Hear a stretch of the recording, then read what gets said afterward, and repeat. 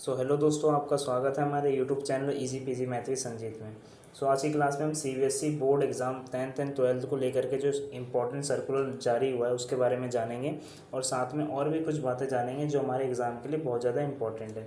सबसे पहले हम सर्कुलर के बारे में जान लेते हैं।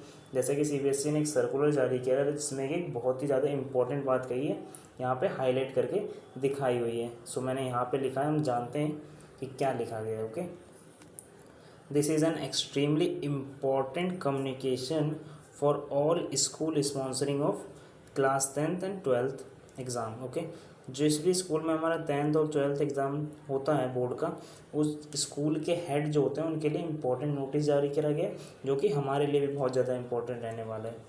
All schools head are requested to follow all guidelines in the circular and submit correct data in the list of candidate. यानी कि सीबीएसई ये कह रही है कि जो भी सर्कुलर सीबीएसई की तरफ से जारी करे जाते हैं उनको अच्छी तरह से फॉलो करवाया जाए स्टूडेंट से। ओके, और जितने भी डाटा होते हैं स्टूडेंट्स के, जैसे हमारे नेम, हमारे रोल नंबर, वो क्या होने चाहिए, हमेशा करेक्ट होने चाहिए। ये हमारा करेक्ट होना बहुत ज़्यादा इंपॉर्टेंट होता है, क्योंकि अगर हमने गलती से भी फिल करा या फिर एग्जामिनर से भी गलती हुई तो हमारा हो सकता है एग्ज़ाम में हमारे नंबर कम आए या फिर फेल भी हो सकते हैं। ओके, हमें अपनी तरफ से कोई भी गलती नहीं करना है या फिर हमें 2 टाइम्स या 3 टाइम्स बार चेक करना है। ओके, और आगे क्या था, जो इम्पोर्टेंट बात थी एक एक करके डिस्कस कर लेते हैं। सबसे पहले हमारा एलओसी यानी लिस्ट ऑफ कैंडिडेट, यानी कि जो हमारी पर्सनल डिटेल होते हैं उसके बारे में।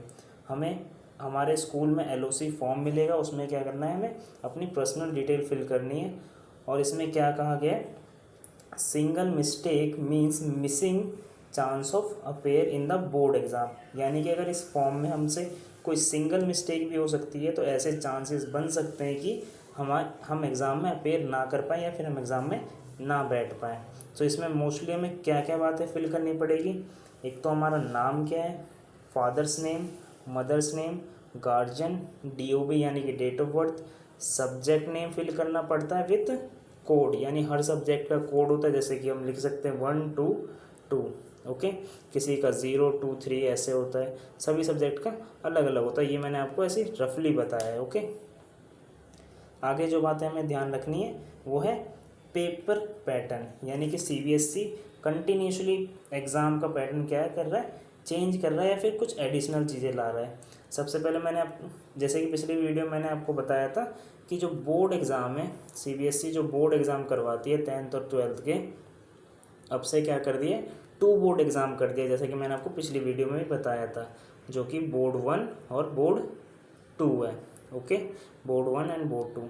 अब सीबीएसई कह रही है बोर्ड 1 में भी और बोर्ड 2 में भी हमारा क्या होगा, फुल सिलेबस आएगा। ओके, फुल सिलेबस आएगा। अगला है हमारा scheme of study and exam. ये तो हमारा सेम रहेगा, इसमें कोई चेंजेस नहीं हुए हैं। जो सीबीएसई ने सबसे बड़ा चेंज करा है वो करा है इसमें, जो कि क्या है, कॉम्पिटेंसी बेस्ड क्वेश्चन। यानी कि जो हमारा एग्ज़ाम होता है जो कि 100% का होता है, अब इस 100% में से जो हमारे 50% मार्क्स होंगे वो कौन से होंगे, कॉम्पिटेंसी बेस्ड क्वेश्चन होंगे। ये हमारे लिए बिल्कुल ही नया है और ये हमारी बुक से बाहर से आएगा, बुक के बाहर से आएगा। तो इसके लिए हमें क्या करना पड़ेगा, इसके लिए हमें एक्स्ट्रा एफर्ट देना पड़ेगा या फिर हमें न्यू बुक्स भी खरीदनी पड़ेगी कॉम्पिटेंसी बेस्ड पे। अगर आप बुक नहीं खरीद पा रहे हो या फिर नहीं समझ पा रहे हो कि कौन सी बुक खरीदनी चाहिए, तो हमारे वीडियो के डिस्क्रिप्शन में लिंक है, आप वहाँ पे जाकर के बुक खरीद सकते हैं। ओके, जो नेक्स्ट बात है हमें ध्यान रखनी है वो है date of first board exam. CBSE ने क्या करा, ऑलरेडी फर्स्ट बोर्ड एग्ज़ाम की डेट शीट जारी कर दी है जो कि 10th क्लास की है।